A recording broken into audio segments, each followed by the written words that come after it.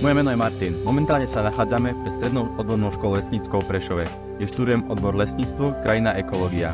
V nasledujúcich minútach vám tento odbor predstavím mojimi očami študenta 4. maturitného ročníka, ktorý verím vám ukáže štúdium na tejto škole ako cestu s lesníckym vzdelaním. Odbor lesníctvo, krajina, ekológia je najmladším odborom študovaným na tejto škole.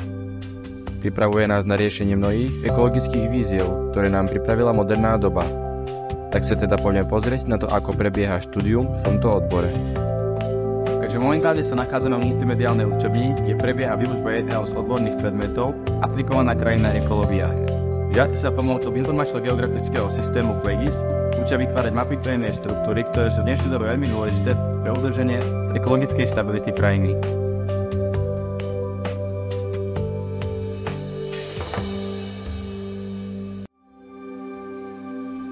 Z ďalších zaujímavých odborných predmetov môžem spomenúť poľovníctvo, lesná ťažba, pestovanie lesov, hospodárska úprava lesov a ekonomika.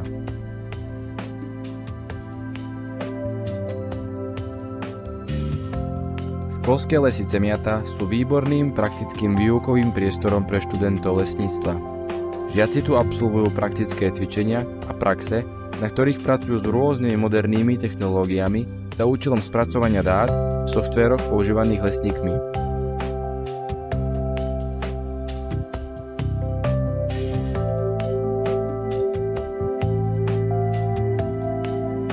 Študenti majú v rámci štúdia na našej škole možnosť získať rôzne certifikáty a kurzy, vďaka ktorým sa vedia neskôr lepšie uplatniť na trhu práce.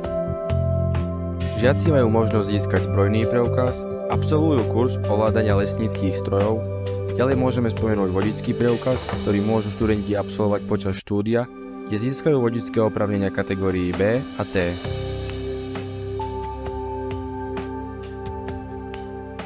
Zaujímavá činnosť študentov je skvelým doplnkom štúdia našich žiakov. Spomedzi prírodovedno-ekologických krúžkov má najväčší úspech napríklad sokoliarstvo. Žiaci sa aktívne venujú výcviku dravcov. Svoje poznatky si môžu overiť pri praktickom chove pernatých dravcov v chovnom zariadení vybudovanom areáli školy.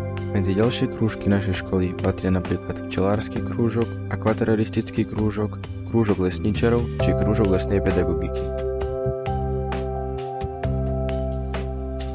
Pevne verím, že vám toto video pomohlo približiť štúdiu na našej škole. A taktiež verím, že mnohí z vás sa v budúcnosti stali študentmi i absolventi našej školy.